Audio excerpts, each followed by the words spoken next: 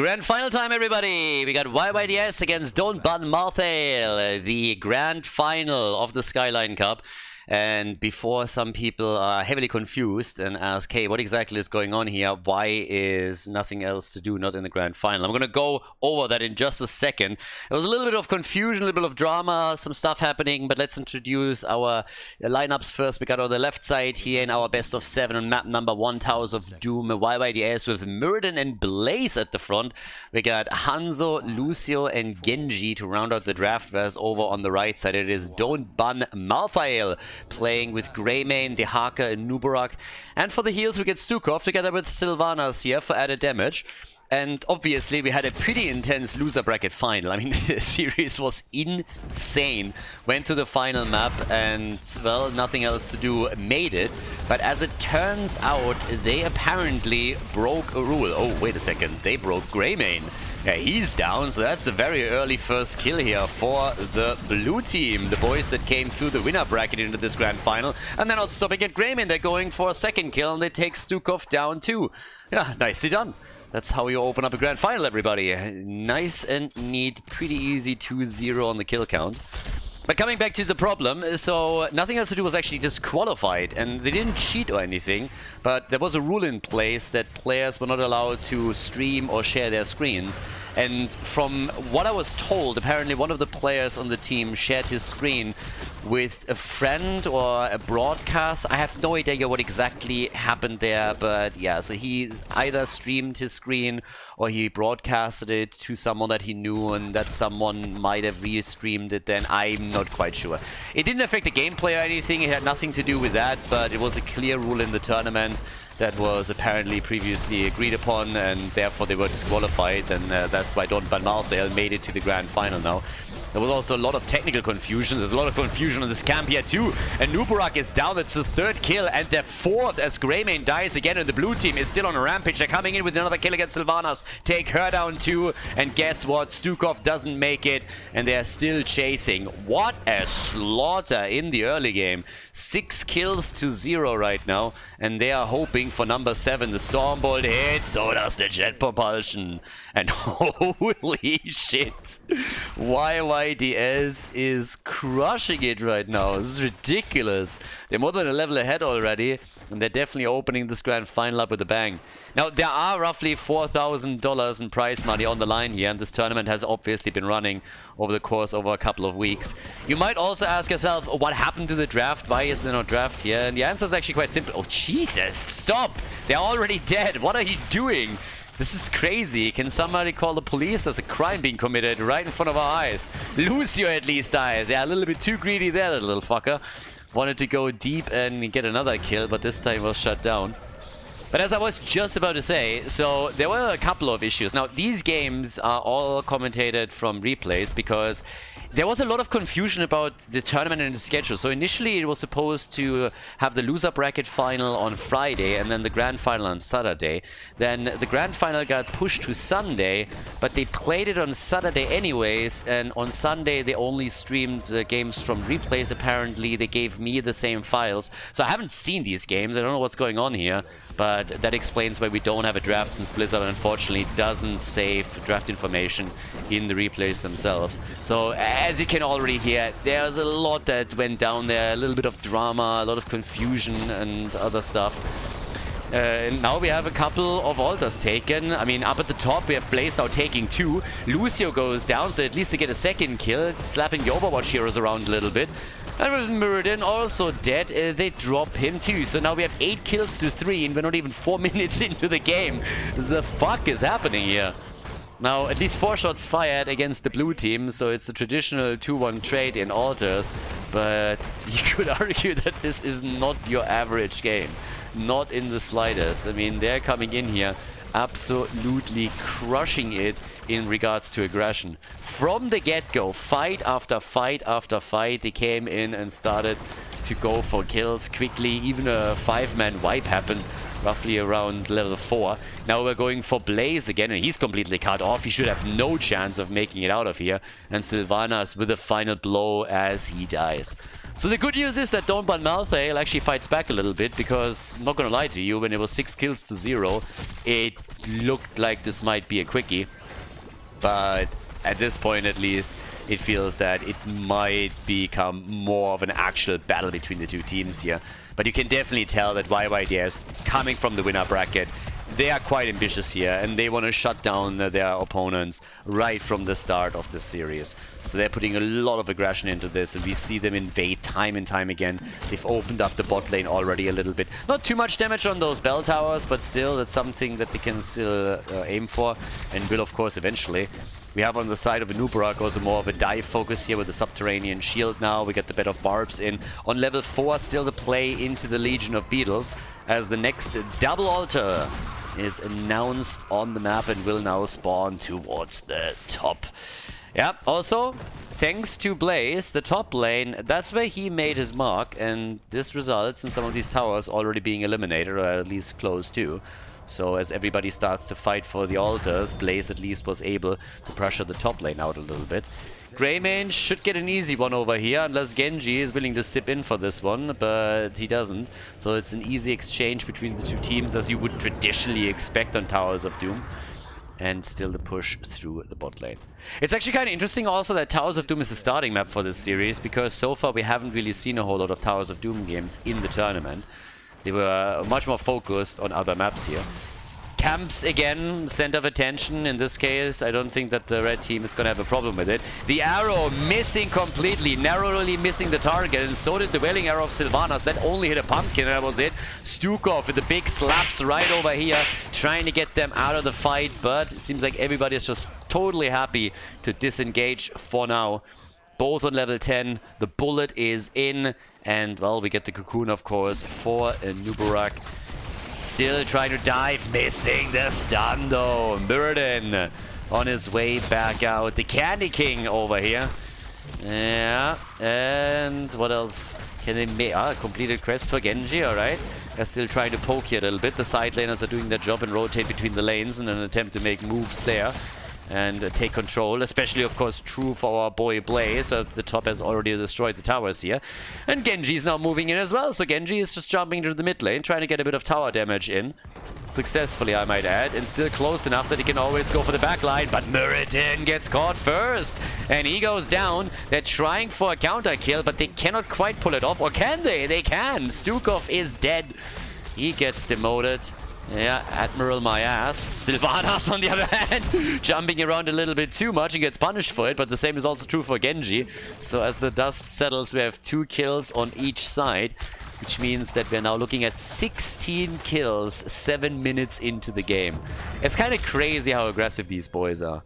So looking over at the damage output, we now have 19,000 for Sylvanas, 23,000 for Hanzo. And Greymane back to business, but our boy has definitely suffered a little bit in this game. The same is also true for Stukov, both of them with 3 deaths. And we have 2 of the altars now down at the bottom of the map that they can fight for. And it seems like Genji is trying to get it. Got close, but had to move out before the dive came. They're trying to move past Muradin. Yeah, the arrow hitting Sylvanas in the back. Not even sure if it was aimed for that, but that was really a decent one and forced Sylvanas to retreat once again. And look at Greymane. He's also in trouble. Needs to be very careful here. The same is true for Nubarak. There comes the X-Strike. 1 kill, 2 kill. They go for the triple and they lock it in. It's a triple kill, baby. And Sylvanas committing honorable Sudoku as she jumps in deep into 4 heroes and dies. They channel the altar over here and they're gonna get it. But yeah, look at that fight again. Sylvanas was out. She was already gone. She was already out of the fight, and then they just decided to just YOLO in once more. And that was the end of her. So now it's 14 kills to 6. In total, we have 20. It's a 1-level lead for the blue team. They got momentum. They already took down some of the hit points at the bottom bell tower, starting to steal the opponent's camps away too. Even talents still in the game, but of course there is a gap now. And that has to be bridged eventually by Don't Ban Malthael if they want to get a foothold on this map. And in this series, honestly, it feels right now it's really YYDS just playing to their strengths and doing an absolute fantastic job in the first game of this best of 7. So maybe the red team hasn't fully arrived here just yet. But this is also a comeback map, so late game is everything when you're talking about Towers of Doom. They're going to the next fight, and these little blow-up moves are very, very good. Taking down Muradin, the problem is that they're losing Stukov in the process again. So every single time this happens, and Stukov facilitates these kills by helping the team out with a nice lurking arm, he gets punished a second later for it. And now they got Greymane too, so what turned from 1 kill against Muradin is now a double kill against Don't Ban Malthael. It's a triple, baby, as they're going for the next one, and they're not stopping here. They want a little bit more than that. Even Dehaka is in trouble, and whew, Dinosaur is a little bit low, and Nuburak was apparently thinking that he could turn this around, but not so much. Yes, he killed Lucio, but he died too, and that opens the bell tower up, so now they can claim that, and they have level 16. 26 kills, 10 minutes in. 2.6 kills per minute. That's bananas. It's absolutely bananas. Yeah, and they are going straight in for the next one. So as you can see here, another altar, shots fired. And we have now 19 to 28 points on the core with level 16 on the board and a 5 versus 3 bell tower situation on the map. Not really a game where we've had a lot of breaks and pauses and time to breathe. Everybody is just going for full-out aggression, and that's also true for Genji, who's currently sitting in the middle of the map. And he will lock in another bell tower for the team. They're obviously struggling to defend down at the bottom of the map. But over here, this is not going to be a problem at all. And it seems like they might even be able to get a kill. Probably not. But yep, the conversion at the bot lane has also happened. And look at Muradin! Finally, he gets his avatar through and is able to hop out. Didn't have a lot of luck earlier. Another short distance arrow for Greymane. And guess who's coming? It is Genji! X to the spot, and boom! Down goes Greymane. Greymane has been kicked like a dog this entire game. 6 deaths on it. Oh my fucking god, are you kidding me? Sylvanas, Nuburak, Stukov, all dead or dying is crazy. They're taking full control of the map right now, and with 30 kills in total, this is just an insane start. Look at this jet propulsion. Perfect hit against 3 heroes, and they're killing everybody. It's 6 bell towers to 2 that we're talking about now, with the triple altar phase coming up, which means that technically they could, if they take the boss too, even win the game here. I'm pretty sure that the blue team is going to try, but very likely we're going to see Don't Ban Malthael at least fight back. The problem is that now we also have pumpkins marching through the bot lane, so the situation gets even worse. This is horrifying if you're a fan of the red team, for sure. Pumpkins coming in, all of them getting stopped right here, but it also means that we have a freebie. That's 6 shots fired, Muradin gets another 6. And that's going to be 18 shots, guys. So the first 12 are getting fired right here, putting us down to 13. There's the 7, and well, once that they are getting control over the one on the left side, it's going to be a single point. Always assuming they can convert the bell tower, because guess what? The one on the bottom right has now been taken back by the red team. But it seems like they're just going for the boss. I mean, at the end of the day, with the Haka missing, it's a 5 versus 4. A 2-level advantage, and then once that the boss is actually taken, it's of course going to be lights out if they are able to grab that altar. They're trying to blow up Muradin again, and he's actually in trouble, and he is falling. The shots have been fired. 3 on the core against 28. Can they save this time at least Greymane? And the answer is nope. Of course not. Nope. There he goes down. Stukov, Sylvanas, they all follow, and this is going to be all she wrote in game number 1. This is it. All that's needed now is the channel at the top left, and Hanzo is jumping in, is saying hello, and is sealing the deal. The first game in the best of 7 series here at the grand final goes to YYDS, the team that came here from the winner bracket. They take the lead in this series. GG. Before we head into game number 2, make sure that you subscribe to the channel if you haven't done it yet, so you don't miss out on any future content here on Khaldor TV. Game number 2. Let's go, boys. YYDS against Don't Ban Malthael. Here we are. We are on Tomb of the Spider Queen. We got a 1-0 lead for the blue team. And, well, they murdered it in game number 1. I mean, it was honestly a little bit crazy. Talk about a snowball on Towers of Doom. We don't get to see that every day. Now we got Diablo and Leoric at the front with Mephisto and Sylvanas contributing damage for them. And Rhaegar for them heals. Over on the right side of the map, we currently got Don't Ban Malthael. Yeah, they got their asses kicked a little bit on the last map, but maybe they can now claw their way back into this. We got Junkrat and Tychus, Jojo and Blaze at the front line. Very nice front line, by the way. And if you follow the Skyline Cup in any way, shape or form, you know obviously that the teams here, the Taiwanese and Chinese players, they love nothing more than to go for Tychus against Diablo. I'm not saying in the slightest, by the way, that that is a bad choice. It's obviously a very good one. But first of all, they have oftentimes interesting builds with Tychus. And second of all, they are doing it a little bit too much. I mean, it always feels like they think they are forced into it. So it was a huge theme throughout the entire tournament. But we've seen now towards the final matches that there are a couple of teams that are absolutely confident playing a Diablo against the Tychus. Other teams were either going for the double pick on Dibbles and the Renegade, or they banned one of them out. But over here now we got the... oh, nice isolation attempt. Yeah, over here we got them on opposite sides. Now, at this point in time, question, of course, is going to remain how exactly is Don't Ban Malthael coming back into this. This is the best of 7, and I mean, we have some insane comebacks. So yeah, we have been saying incredible comebacks just in general. One of the series was, I believe, a 1-3, and then it turned into the 7th map. So as far as best of 7 series and full map matches go, we have been spoiled in this tournament. But this is the grand final, and YYDS has played an absolutely stellar run through the winner bracket, and now they're here and opened the series up with a spectacular performance on the first map. And of course they're going to try and build on it. We have a Skull Missile build for Mephisto. We're seeing Diablo in this case with a Spell Shield as his level 1 weapon. Operating also a bit against Junkrat here, because Junkrat with a good isolation move can definitely hurt him.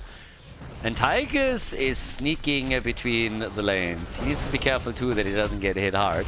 Now, there is no Anduin this time. I'm kind of pointing this out because we've seen a lot of Leoric, especially at the beginning of the tournament. It was quite transparent that there's a ton of teams in this tournament that prioritize Leoric much, much higher than they, for example, prioritize Blaze.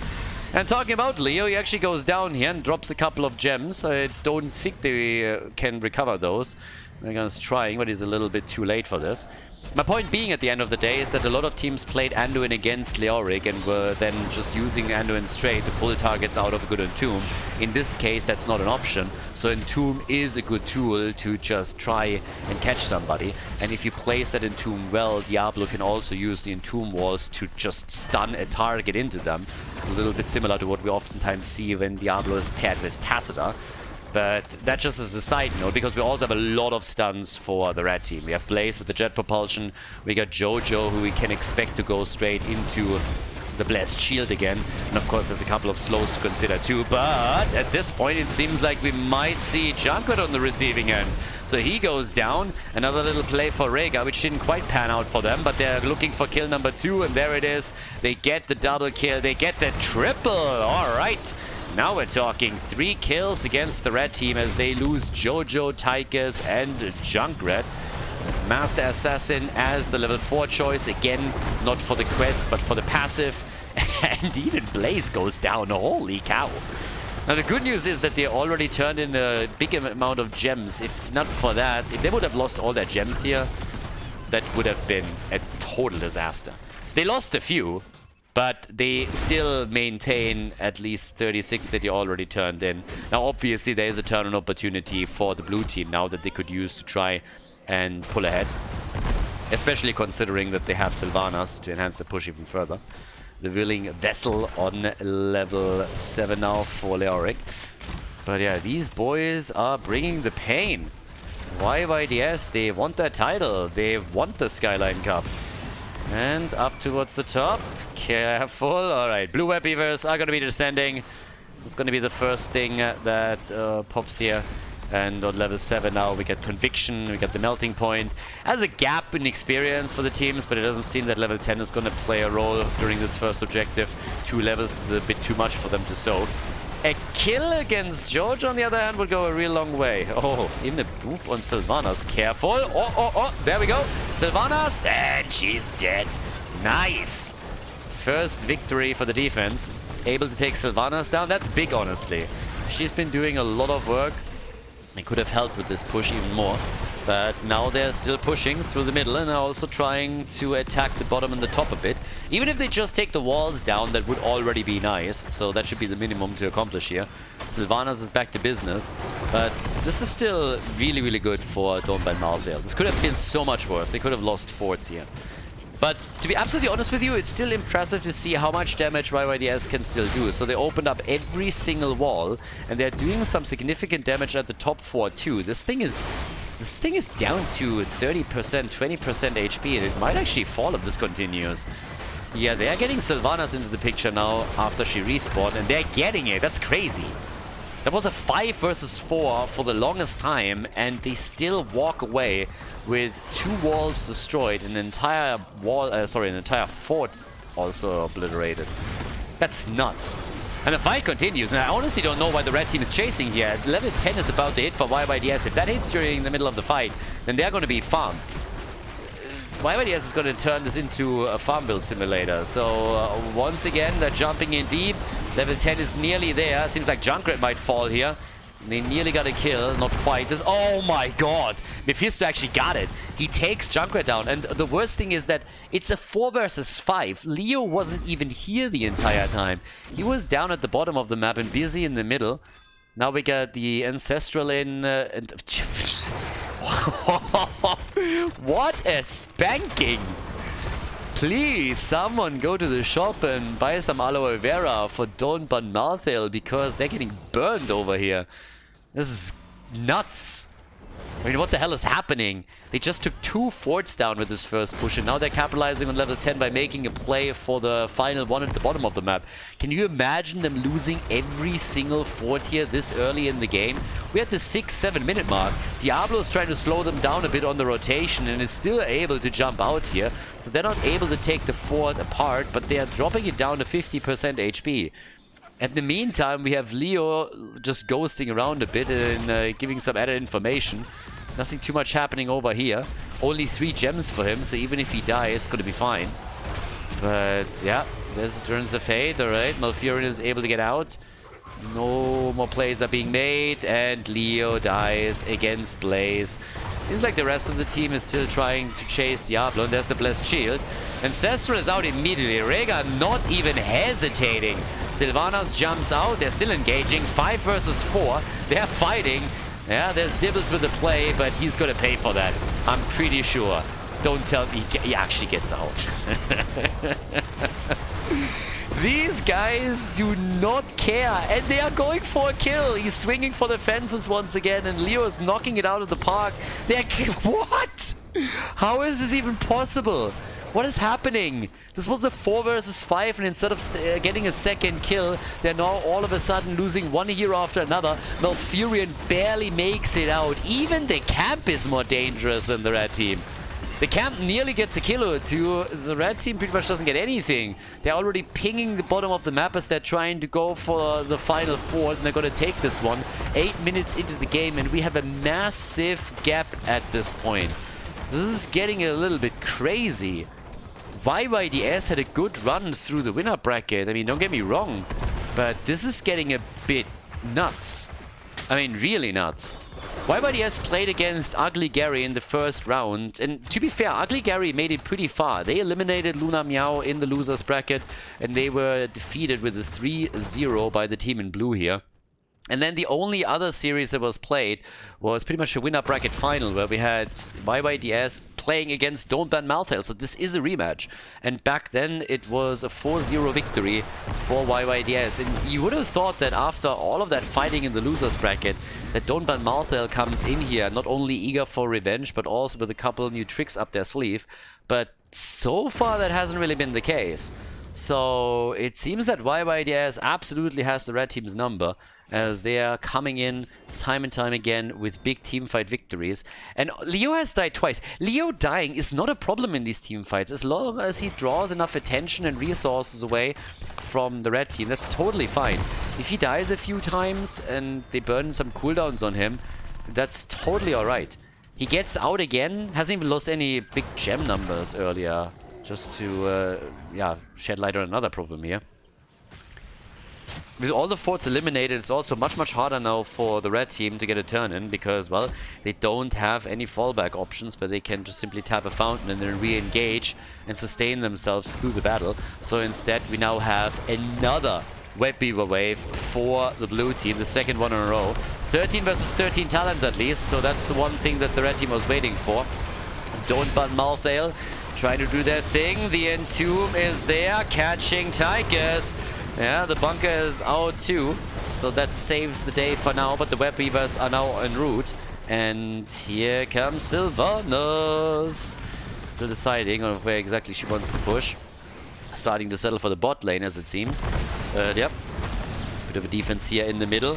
Already trying to make a play. Leo escorting them around, and they're a bit hesitant this time. They're not fully committed to this just yet.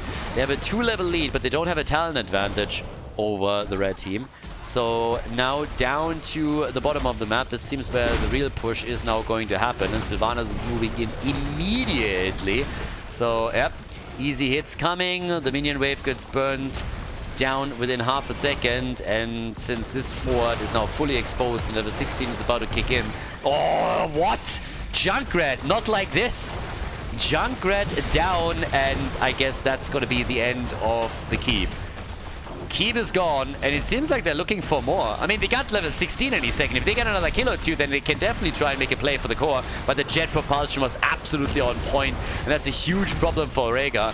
He is currently still alive, and it seems like he's going to be able to get out here. Blessed Shield has been used by Jojo already, so there's no chance for her to lock him down anymore. 62 gems, by the way, for the frontline tank on the red team, and also Blaze with another 24 might be in trouble. 5 versus 5. The core getting attacked by catapults, but they can't get a kill just yet. Big damn. Oh, that Entomb! And Dibbles is in it to win it. And they get the double kill. Malfurion and Tigers are both down. They're making a play for Junkrat, and they could get another kill here, and they do. It's a full 5-man team wipe in just a second if they get Jojo too. But with 4 heroes eliminated, it seems that this is going to be a 2-0 lead in the best of 7. YYDS with 12 kills to 3 as they go for a 12-minute victory against Don't Ban Malthael. What a performance by the blue team in the last 2 games. That's incredible, and they are way ahead now in the series.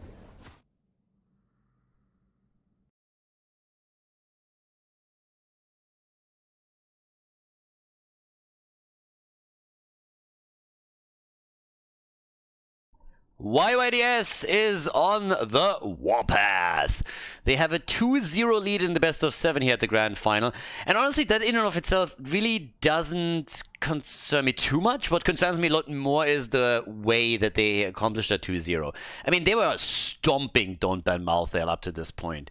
It's a bit crazy. On the left side, they're now rocking this with Chromie and Genji as the damage dealers. At the front, it is still Diablo. They have the Haka for a global, and Lucio also to speed them up between the lanes in their rotations. So it's a very powerful lineup that they're running here. Whereas Don't Ban Malthael is once again trying to go for a Samuro composition.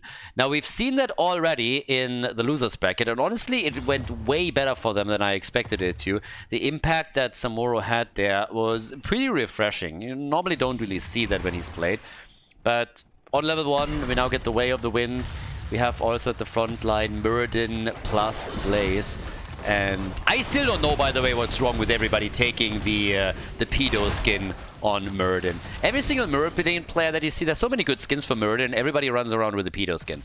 So everybody goes full Candy King, and I mean, that is just concerning. If he had a mount that was a white windowless van, then it would be even worse. But Blizzard definitely went off the deep end with that particular one. I don't like that whatsoever. Especially, it's a problem when you have heroes like Chromie or, let's say, Lily in the game. You want to have some candy. So yeah, Blizzard, I mean, that's a big F from my end, that skin. So yeah, very disturbing skin, very disturbing. We should definitely ban that. We need to create a hashtag on Twitter or something like that and get it just like kicked out, something like that. But yeah, anyways, so we have down to the bottom of the map a little bit of action from Genji, and I gotta say that every single time that Timeless plays as Genji here, it has been a big problem, and you can already tell that this is just continuing because Samuro, he can't take it easy. Yeah, careful now. I would not really... I mean, I totally believe that he just swift strikes in and jumps back out if he doesn't hit the mark here. So you gotta be careful. He made some crazy plays before, and I would not sleep on his willingness to dive in deep. I mean, he's a Genji player after all.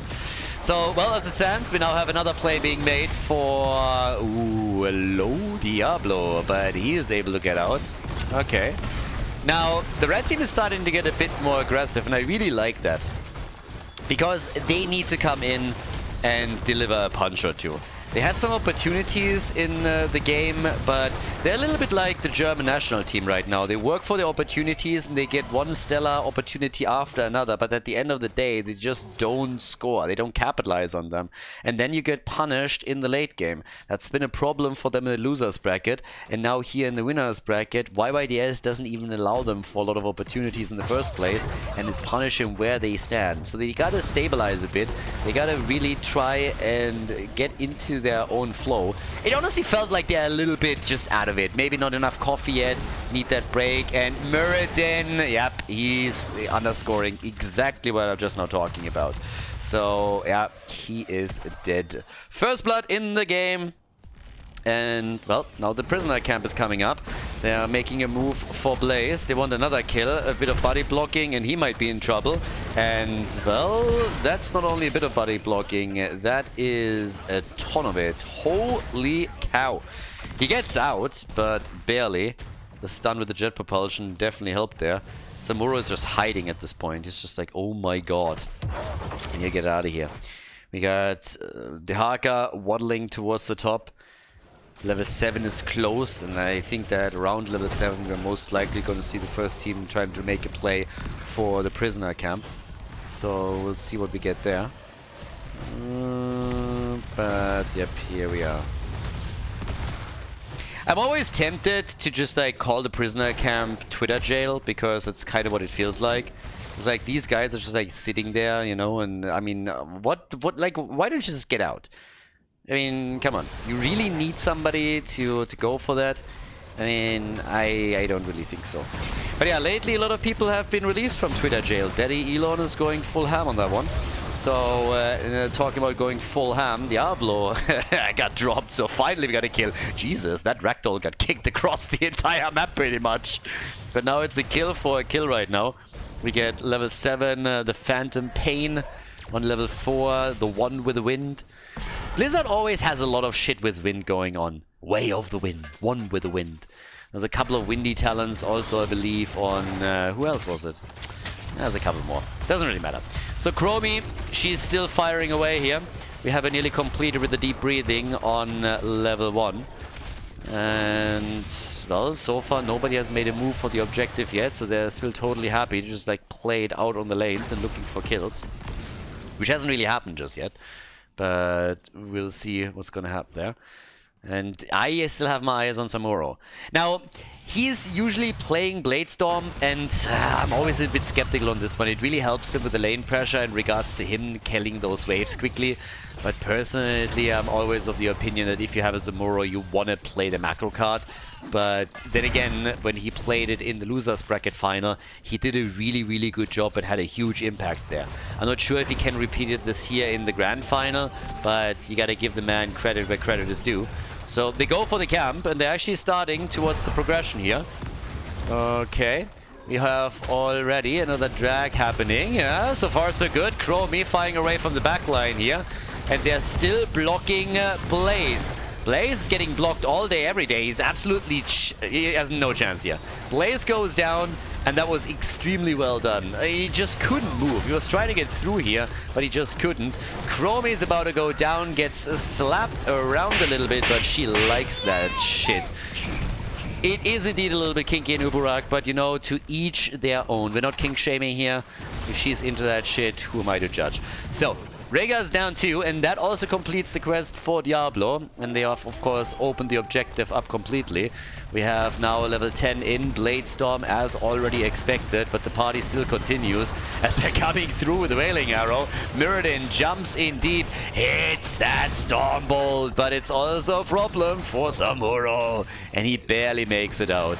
And they are still interrupting here. Now, we have at least a kill against Lucio, but it seems that they might still be able to get the objective that they were fighting for in the first place. Diablo is just unkillable. I mean, Diablo is at this point really immortal. There comes the Bloodlust even used by Rhaegar as they're trying to go towards the objective, and they're all getting interrupted by Genji, who comes in with the Dragon Blade, is trying to move back out again. So 3 kills to 3. Chromie, oh, nice! Genji for the final hit here against Mirrodin as Chromie is not able to get the kill. Insane attempt by Diablo to save Dehaka, and it nearly worked out as he pushed out the blade storming Samuro, but Dehaka dies to Blaze. The fort in the mid lane has been destroyed, but now we have the Raiders on the map for YYDS. You can say whatever you want about the two teams here, and of course it seems like we have a very dominant blue team, but it is aggression from start to finish that we're getting from the two, and it is quite enjoyable. 20,000 damage now for Genji, 17,000 for Sylvanas. Little push in the middle as they're trying to push with the objective again, breaking through the wall. And a very hesitant Don't Ban Malthael are sitting here, and they're just taking it.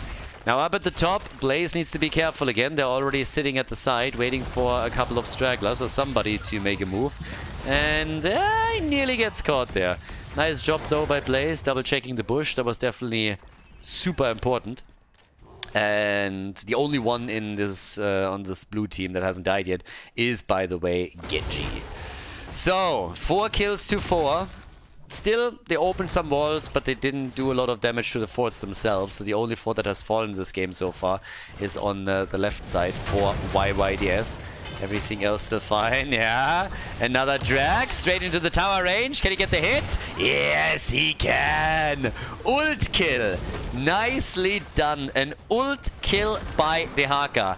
That's something that you don't see every day. I mean, we're going to take another look at it because that was actually very, very cool. So here it is. First, we have that little play. Then the drag connects straight into the tower range. He makes it out and then BAM! Killing him with the ult. Nicely done. Shikuchi on level 13. I honestly don't know why, but this is one of the funniest talent names in the entire game. Shikuchi. It's fun saying. I mean, if you don't believe me, just try it. Shikuchi. Shikuchi, kuchi, kuchi. Shikuchi, kuchi, kuchi. Just say it for yourself. I mean, honestly, like, just say it out loud a couple of times and you'll see exactly what I'm talking about. It's one of the fun ones. 13 versus 13. Not quite sure how much fun Don't Ban Malthael currently has. Because, yep, they are... I mean, on even talents and experience, but they are starting to struggle a little bit again. And especially Dehaka, he's just styling on them at the bot lane, honestly. So by now we got the timeout here for Chromie, and she gets out. But up at the top, yeah, Dehaka has by now taken over experience duty. Rest of the team is still looking for another kill, another setup. They're trying to go for Diablo here. Try to move in for him. There's the connect. But the barbecue play, and Sylvanas is getting toasted. Yeah, she's well done. Sylvanas down, and look at the doggy. They're trying to go for Rhaegar, and he gets wrecked. Rhaegar down, and Dehaka at the top, pushing for another fort. This wasn't even a 5 versus 5, and the objective is, of course, up again as well, which means that the blue team is looking to get even further ahead here with a second objective. Yeah, down here, what about our boy Samuro? I think he's gonna die. They know exactly where he is, and Chromie already connected another Sandblast, and that is the end of him. They're doing a fantastic job keeping track of him and the copies, and that is now kill number 8 against 4. So they're looking very, very good here. That objective should be a no-brainer for YYDS. And once they have it, I believe we're going to see the first few forts fall on the red team side. Because they're just looking a little bit too good here, as it stands. Yeah, camps obviously now being taken from Don't Ban Malthael. This is one that you should take whenever you have the chance. Blue team was slacking on that a little bit, but they had other shit to do, like killing heroes or structures. But now that the objective has been taken, they of course are hoping to get this one in play as well. The Haka now with the elongated tongue. So even becoming a little bit more dangerous. Still sitting up at the top. They're looking for him, but they can't find him. He is hiding. If you have a dinosaur that is hiding from you in a bush, then something is seriously wrong with you, by the way. It's especially ridiculous when it's Deathwing. But I mean, that guy is still a dinosaur, so how can you hide in a simple bush? I mean, you oh, okay. That one was bad. I mean, kind of anticipation attempt, but yeah, that one backfired. I mean, I let it slide, and the reason why I let it slide is actually quite simple. This is why I let it slide. Look at this one. We're looking at it again. It was so fucking good that we're going to check it out once more. So, yeah. He can miss every single ult in the game from here on out, but with that one, he definitely made his mark. So now it's 16 versus 16. First fort already destroyed. Still damage here in the middle, down at the bottom of the map. They're starting to take another fort down. The Haka has escorted the top lane out even further, and that's 2 forts destroyed. The mid lane still getting attacked. And the Haka is just sitting at the top side and saying like, hey guys, if you don't react to me, then I'm going to take the entire thing down. Have no problem. I mean, nobody's reacting to him. Nobody cares. They're all sitting in the middle. They're all sitting in the middle. Their fort has taken damage. They go for the fight. The Haka is joining it now and is starting to help out. And they're not even dying. Like, what the hell is happening here? Chromie is on the timeout. She might fall. And she does. But the top keep is now in trouble. And they go for Diablo. They might get him too. I, by the way, disagree with the decision of the Haka to go into the team fight. If he would have stayed at the top, they would have gotten that keep. I mean, look at it. That keep is down to 50% HP. If he would have just destroyed this wave, then this would be the end of the keep. So now they lost 2 heroes, which isn't that big of a setback considering how much damage they just did. But I don't think he needed to fight there. I really don't. Would have been completely fine. The harsh winds. Way of the wind. One with the wind. Gone with the wind. A lot of farting innuendos here. But yeah, so everybody takes one of their bosses. Normally would have expected the red team to more so try and take the one at the top, because this one is now gonna go for the keep once again. So yeah. And they are all moving down to fight this one out. So Samuro went back, he's gonna defend. But they're trying to go for Rega, and Muradin Stormbolt was not really on point. Nice dodge by Genji. And guys, this is starting to become a problem. The Haka is coming in again. There's the Bloodlust. Yeah, Bloodlust to run away. The French defense makes you a little bit faster, but that wasn't enough. So there's the drag. There's the bunker. They're going to take him too.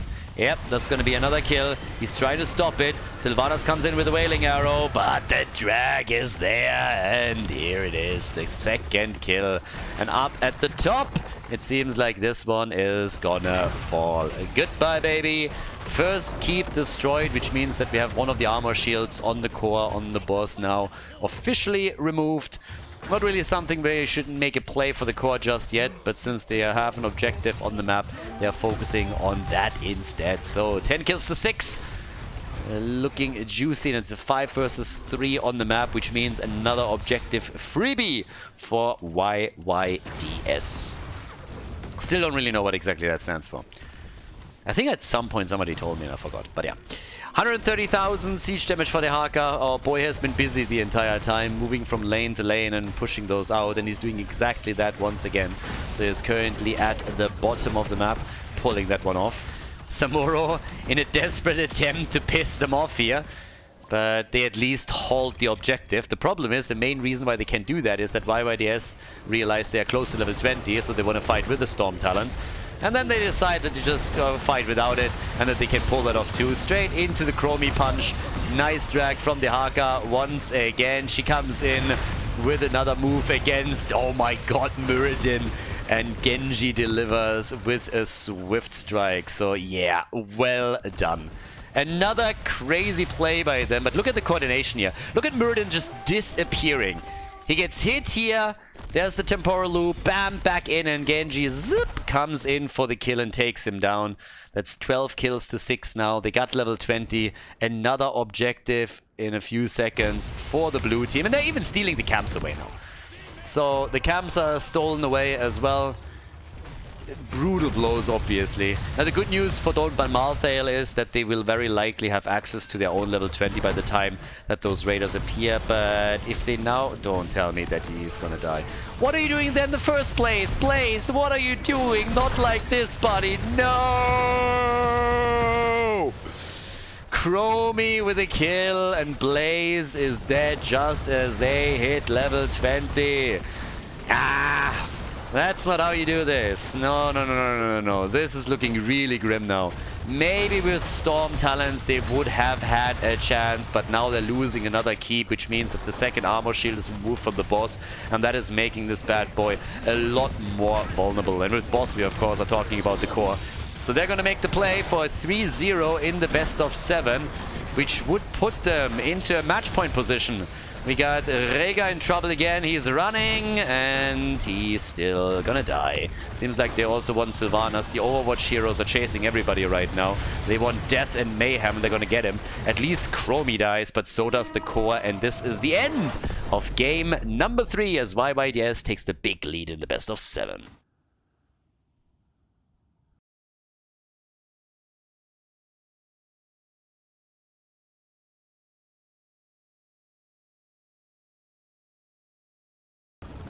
A 3-0 lead in the best of 7, guys. The grand final could all end here. We are on Dragonshire. YYDS against Don't Ban Malthael, and boy, oh boy, the red team is having problems. Again, this is a rematch. These two teams faced off against each other in the winner bracket final, and back then YYDS did such an incredible job and didn't even lose a map, and they are... maybe even about to repeat this, because Don't Ban Malthael just can't find an angle. They can't find a way into this game to really establish themselves here. For the blue team, we have now Nubarak and Blaze at the front. We get a Sergeant Hammer this time, and Lucio is just consistently given over to them, which is really a surprise to me. Sylvanas is also taken by the blue team, whereas on the right side, the red team, with Muradin, Hogger, we get Rega again for them heals. And we have Genji plus Hanzo. So they go for the Shimada brothers here. But it's obviously a very different game. Oh my god, not again. No! Alright, Genji gets out. Genji got out at least. It's a very different game in the sense that we have now for the first time a Sergeant Hammer in this tournament. And what I find also fairly interesting is that we have Sergeant Hammer and Sylvanas. Now it depends all a bit on how you want to play it here. But if you have both of them, you don't have to push on the same lane as they currently do. You can just have Sergeant Hammer on one lane and get Sylvanas to another, especially if you're also playing this with an Nubarak who can spawn beetles to soak a couple of shots, if you have Lucio that empowers these rotations even further. So you can play a very annoying and aggressive style, and that's kind of what I would expect from them. So once that we are progressing into the mid-game, I would expect them to be way more aggressive with these rotations. But again, time will tell. For now, the one thing that we definitely have to say is that YYDS has played an absolutely fantastic tournament, and also, up to this point, a fantastic grand final. We've seen comeback after comeback in this tournament, and plenty of times that a team in the best of 5 and best of 7 was multiple maps ahead and then it went the full distance. But right now, it's gonna be an uphill battle for the red team. There's absolutely no denying this. They need to get their act together. They need to find an opening. Maybe playing with Hanzo and Genji on their side this time will tilt the scales in their favor. But it's not going to be easy at all. They need to find momentum, and they need to find it quickly. This is their last chance. It's also a very macro-heavy map, obviously. If you're playing on Dragonshire, then you have to fully control the middle of the map in order to get an objective. And that's what they're currently trying to do here. We have for Sergeant Hammer the regenerative biosteel, and on level 1 the advanced artillery. So already taking the build that we have seen in Europe, popularized by Nick, at least up to this point. If he's going to continue with that, that's a different question. And now we have this split with Sylvanas and Sergeant Hammer that I talked about earlier. Hammer is pushing at the bottom of the map, and top side they were pushing with Sylvanas. And they even get a Dragon Knight. Not only do they push, but they get a DK too, as the top side fight is turned against Muradin. No! They can't win everything here. Like, what the hell? Camp versus Camp, Sylvanas against Towers. They take this one.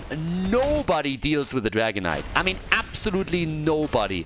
He's completely alone here. And you can normally burn the first one down pretty easily because he's not all that hit point heavy. But if you leave him alone on the lane, he's gonna get value. And that's exactly what happened here. Taking the entire wall is big. So he's not gonna take the fort, but for a 2.5 minute Dragon Knight, this is fantastic. This is mad value for such an early Dragon Knight. And they're still trying to look for kills up here to the top. Could even go for a punt if he wanted to. Nubarak, nah, they're still fine. They let the slide down here at the bottom of the map. Sergeant Hammer still waiting for level 7, so that some mobility is starting to kick in. But Don't Ban Malthael, they are in real trouble here. Yep, there we go. They're trying to go for Sergeant Hammer. That's not happening. A Nubarak with a bit of dive. Sylvanas has started to go back up to the top lane and do even more work on the fort. But here it is, the hover siege mode, and this is going to make things so much harder. Bam! Straight to the face, weaving in that auto attack like a boss and getting the kill on Hanzo, and his brother is likely going to die as well. So it seems like we're going to get both of the brothers eliminated here. Yep, and goodbye. Brotherly love. One dying for the other. The Stormbolt dodge as well. Oh my god. Like, what is going on here? They should have played Varian. At least there you have a point and click stun. These skill shots are not for them. That's insane. Look at Sylvanas with the damage here in the middle. Blaze is pushing the top. Sylvanas has been pushing the mid lane. They nearly got the fort there. We have a few of the minions pressuring the bottom of the map now. And another double stuff. Oh my god, really? It's a double kill. This is getting ridiculous. They're playing Heroes of the Storm Whack-A-Mole. YYDS is killing Don't Ban Malthael wherever they can find them. What? I mean, I've seen Candy Crush levels that were more challenging than what we are seeing here. YYDS is turning this into a quick match, honestly. They are 5-stacking this one hard, and I don't think that Don't Ban Malthael has a chance to get back into this game. They're getting absolutely destroyed here. They have lost all cohesion. They need kills, but they're 2 levels behind, and there's level 10 now in the hands of YYDS. Genji with the jump in deep as they're hoping to finally get a kill, but it's still not happening. And with the fort in the mid lane destroyed, the fort at the bottom of the map is going to be next. They're going to take this one down too. So that is fort number 2 gone, and Blaze is still topside trying to take the third one down. What a beat down. That is some crazy play here from YYDS. They're absolutely dominating this. Now, all the way up at the top, we also have the Shrine back up. And since they still hold level 10, this is going to be another objective. Yeah, as long as Blaze is getting this control, they're going to be fine. They should be able to make a play there. Well, there's the Wailing Arrow. They want Genji. I don't think they can get him right away.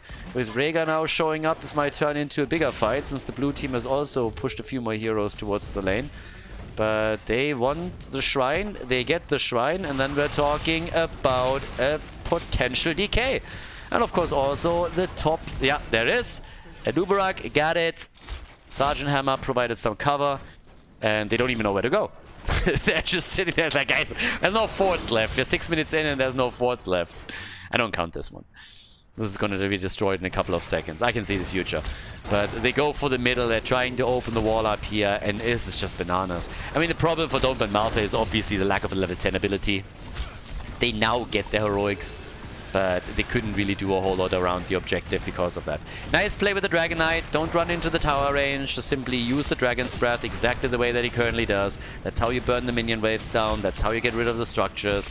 And the early Dragon Knights, as they don't have a lot of hit points and are easily destroyed, this is how you get the most value out of them. Play it slow, play it safe, just use your abilities. That's all you gotta do. Now, here comes the attack.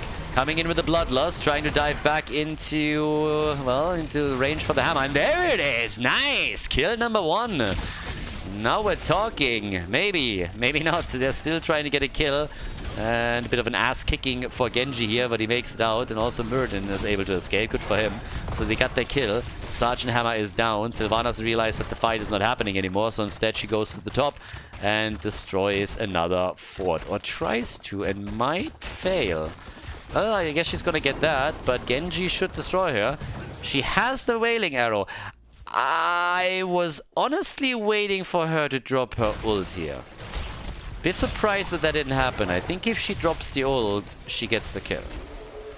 Maybe was trying to make it more of a surprise towards the end there, or wasn't sure and didn't want to sacrifice the cooldown. And just said, yeah, if I die, whatever. Cooldown. We'll see. Mana also made a problem. Didn't really pay attention to it, but that's one of the other reasons why maybe she didn't go for it. But yeah, either way. Whatever the reason, she's already back to business. Now she's definitely going to be able to go for a play there. We have 4 kills to 2. We have at the same time also here the hyper cooling engines with the level 13 talents. They're still running that talent advantage. Yeah, the cocoon gets used, but it's a bit too late to really threaten Genji. Gets hit after he crossed the wall. And now the bot lane heavily attacked. They stole the camp away here at the top, so that slows the lane push down a little bit. Hogger gets attacked now too. Yeah, that Wailing Arrow didn't really do a lot for them. And if anything, Lucio has now to be careful, because there is a bit of a chase going on. X-Strike and goodbye Lucio. Nicely done by Genji. I like it. Genji wants another one too. If he gets the cooldown back. Hanzo is dead.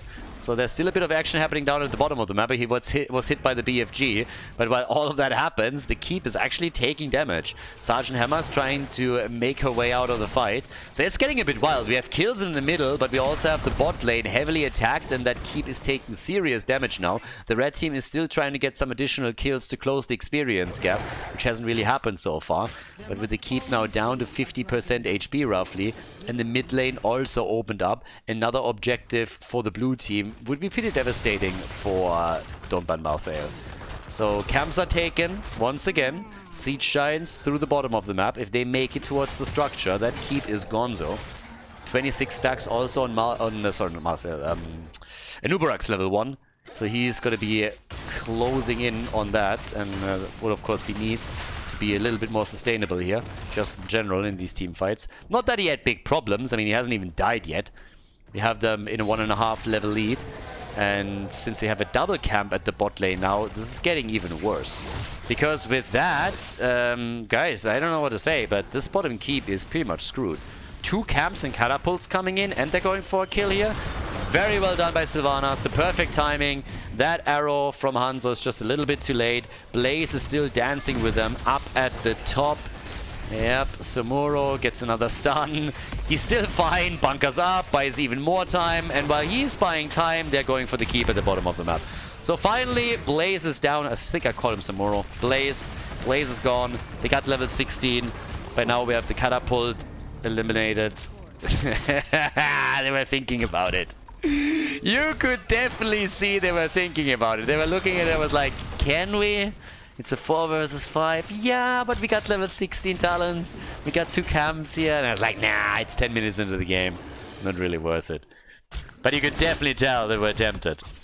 Yeah, but you can't get too cocky. If in a situation like that you get wiped on the core, then it's pretty much lights out.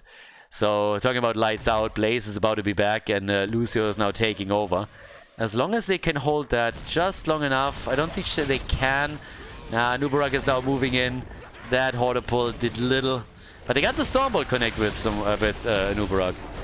But he should be able to make it out here. The rest of the team is also now moving in, so they really want to force this fight. And I mean, duh! They got level 16, of course they want to force the fight.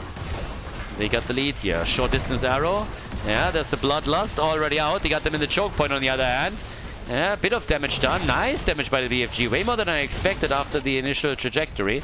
So now they got Rega taken down. And they go for Muradin too. He's jumping out. If they get another stun here, they might just be able to get a kill. Good Wailing Arrow from Sylvanas. Avatar's out. Sylvanas in trouble. Gets into the bunker. Are you for real? Genji in trouble. Lucio is dead, but so are the brothers. Sylvanas has also died. They go for Hogger, and he is dead. They can go for a Dragonite. They're already operating on the keep with one hit after another. by Sergeant Hammer. What a performance. YYDS, incredible team. A great tournament here, the Skyline Cup, super entertaining. From the first round to the last, we had incredible matches here, super exciting, extremely funny. We had Shogals, we had Murkies, we had Gazlos, and we had Soljin. And, well, we went to game 7 in the losers bracket, in the winner bracket. Some incredible games as well, but it seems that this is going to be the end of it. YYDS turns out to be by far the strongest team in the tournament. 10 kills, 2-6. They might not end it here, especially with Sergeant Hammer now dying. It's highly unlikely that the game ends at this point, but I would be very surprised if they don't lock in the W eventually. And Nubarak is about to escape. The core is losing a couple of hit points at least. It's down to 98. And Noob is dead. There's catapults obviously pushing everywhere now, and as time continues and these bad boys scale, this is going to be a very difficult game for Dawnban Malthael. Catapults have done even more damage now. It's 88% on the core. Blaze is dead too. So there's a little bit of momentum for the red team. You know what? Maybe they can even make a play here. Now Lucio gets out, but they need to destroy a few more heroes and structures if they want to bring this back. I still remain skeptical. They're still an entire level behind. Still a problem for them. The catapults, as they will push for the core, are going to be relentless, considering that there is not a single fort destroyed on the blue team side. So structural damage needs to be done by Dawnban Malthael. And their problem is that those kills don't bring a big reward for them, because there is no objective on the map now. There's no objective. So we have 2 keeps destroyed from the blue team.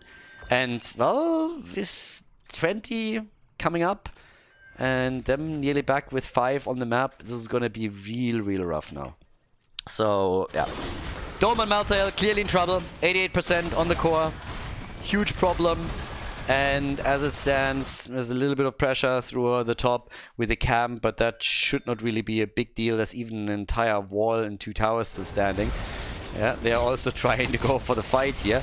BFG came through. Everybody is already a little bit low. Muradin looking for a Storm Bolt. Good arrow connecting with 2. They're trying for Lucio. He moves out. Not a problem for him. And Uberok, on the other hand, dives back out. Subterranean shield kicking in for him as well, as they're focusing their attention to Muradin. And the Giant Slayer from Sergeant Hammer is doing some work. 43,000 damage now for the Hammer.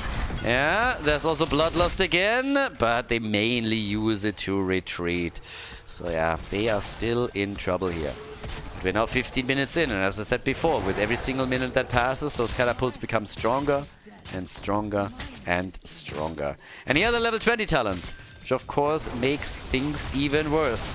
Already we got the ultra capacitors in. Muradin, yeah, he's dead. Killed by Sylvanas. Genji is dead too. It's a 5 versus 3. It's a 5 versus 2 in a second, because Hanzo's not going to get out of this one. A heal from Rhaegar would have been the only thing that saves him there, and the Ancestral cooldown was already used. Actually wasn't, because he went Bloodlust. Now they're going also for Rhaegar himself, and yeah, he is barely making it. Tries to dodge out on the BFG with success, I might add, but the core has one significant disadvantage over these heroes. The core can't run. It would try to run away from this one, because the core saw that coming from a mile away, but this is game.